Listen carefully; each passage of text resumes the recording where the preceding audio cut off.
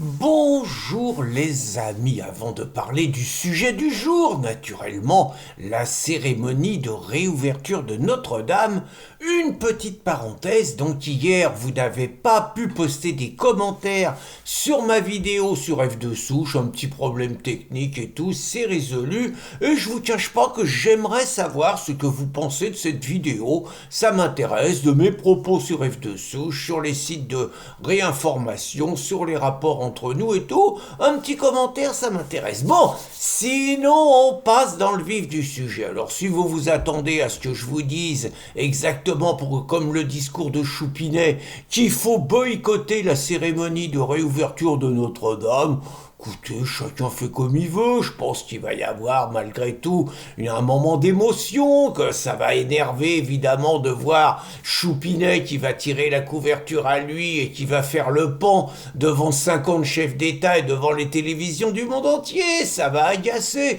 À part ça, l'instant peut quand même avoir un petit côté solennité. Bon, dont il serait dommage pour ceux qui veulent de se priver. Moi, je vais vous dire, moi je suis dans autre chose.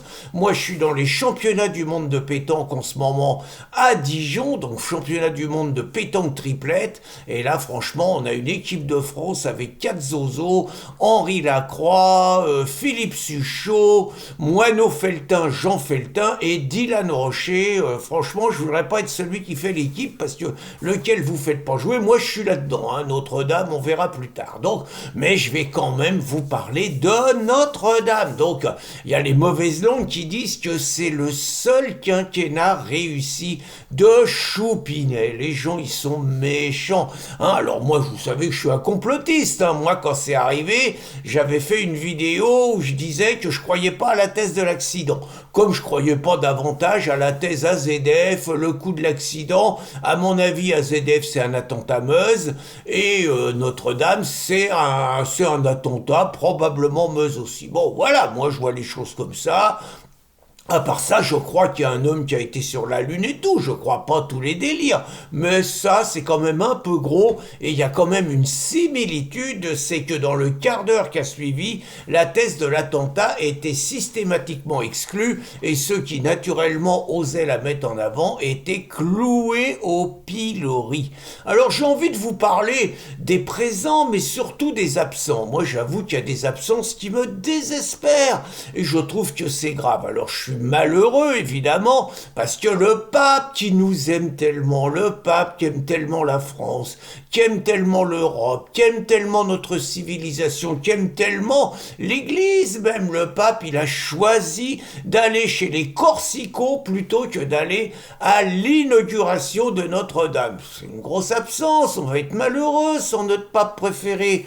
Et puis il va nous manquer Ursula aussi. Ursula, elle est partie faire un petit dans le dos à Choupinet en signant le Mercosur, alors que Choupinet, il trépigne et il dit qu'il veut pas, qu'il est pas d'accord. En fait, il est d'accord sur tout, mais il faut quand même, vis-à-vis des paysans et tout, les paysans, ils déconnent. Ils ont muré, les salopards, ils ont muré la permanence de François Hollande à Tulle. Ah, les salauds. Hein. Donc, Ursula, elle est pas là non plus. Entre nous, ils sont forts les mecs, hein. Les LR et les macronistes, ils disent que si elle a été signée, c'est à cause de Marine, parce que Marine, elle a censuré le gouvernement, et donc comme il n'y a plus de gouvernement, elle s'est sentie forte, faut y aller. Franchement, les mecs, faut oser. Hein. Et puis il y a Vladimir qui est pas là. Bon, ils ont pas voulu inviter Vladimir, alors bon, ils ont invité Zelensky. Bon, on peut penser que si Vladimir, il croise Zelensky, il va lui faire un 8e de hanche, une prise de judo, l'autre les bras en croix en plein milieu de l'allée de Notre-Dame, bon, ça fera un peu bordel, quoi. Mais il y a surtout des graves oublis là-dedans, parce que, je veux dire, ça doit être symbolique, la réouverture de Notre-Dame, ça doit être les valeurs de charité, de solidarité, et puis, naturellement, d'amour et de respect, de la démocratie, des droits de l'homme, des valeurs fondatrices de l'Europe, et tout, et tout. Et très franchement, Il y a un mec qu'on aurait dû inviter et qui est pas là. Le mec, c'est un cador, c'est le président roumain. Le président roumain, son nom, alors attendez, parce que j'arrive pas à m'en rappeler. Ah oui, Klaus Iohannis. Alors là, Klaus Iohannis, c'est le cador de chez les cadors. Je vous explique l'exploit qu'il a réussi. Franchement, tout le monde c'est des guignols à côté. Mais il a fait ça pour sauver les valeurs de l'Europe, donc il fallait l'amener. Donc lui, bon, les Roumains, ils ont voté comme des cons. Ils n'ont pas voté pour les pro-européens, ils ont voté pour un mec qui est un admirateur de Vladimir. Non mais attendez, et le mec en plus il allait gagner, alors que toutes les conditions avaient été réunies pour évincer les plus méchants et tout. Le mec il était sur le point de gagner 65% dans les sondages. Une des bases de l'OTAN qui était menacée. Alors ils ont trouvé un prétexte honnêtement fabuleux. Le prétexte, ils ont dit que son adversaire, le mec il s'appelle Kalin Georgescu. Ils ont dit, lui je m'en rappelle, c'est marrant, ils ont dit que son adversaire il avait utilisé TikTok et donc que TikTok ça avait été manipulé par une puissance étrangère et que c'est à cause de ça qu'il avait faussé les élections. Et donc mon copain, alors lui je me rappelle pas, Klaus Iohannis, il dit qu'il va rester en place jusqu'au bout. Franchement le mec, Fabius, il peut prendre des leçons là, le Conseil constitutionnel, parce que c'est lui qui a décidé ça là-bas. Fabius, il s'est toujours contenté de retoquer des lois sur l'immigration, des choses comme ça. Mais là, il a un exemple extraordinaire. Regardez, supposons, par exemple, je veux dire n'importe quoi, hein, supposons que Marine, elle arrive en tête d'une élection présidentielle.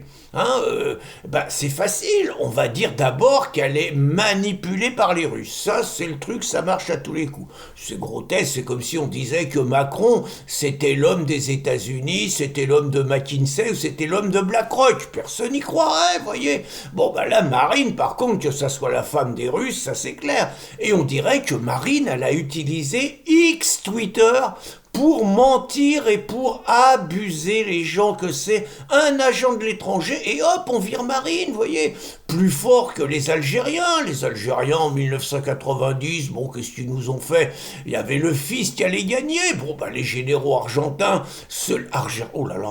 algériens, ceux qui ont foutu Boualem en prison, ils ont pas mégoté, ils ont arrêté tout le fils, ils ont foutu toute la direction du fils en tôle, ils ont fermé le parti, ils ont fait une guerre pendant 10 ans qui a fait 200 000 morts, mais ils sont toujours au pouvoir, voilà. Ça, c'est des pros, ça, c'est des bons. C'est comme, regardez Choupinet, normalement, la France, en 2017, on avait Fillon. Bon, on a réglé le problème, on a lancé les juges, et on a lancé le canard enchaîné sur Fillon, et Choupinet, il est arrivé. Ça, c'est de la démocratie. Et puis les ricains, regardez Joe, il a été excellent en 2020 et il a fait 10 millions d'électeurs de plus qu'en 2016 et 10 millions d'électeurs de moins qu'en 2024. Il y en a qui disent qu'il a triché, pas du tout. Il a utilisé simplement les moyens que permettait le Covid et tout. Bon, il a fait voter les morts, mais alors pourquoi les morts ils n'auraient pas le droit de voter? C'est quand même une sacrée discrimination, hein. Donc vous voyez, j'espère quand même que dans cette cérémonie où il y aura Donald quand même, hein.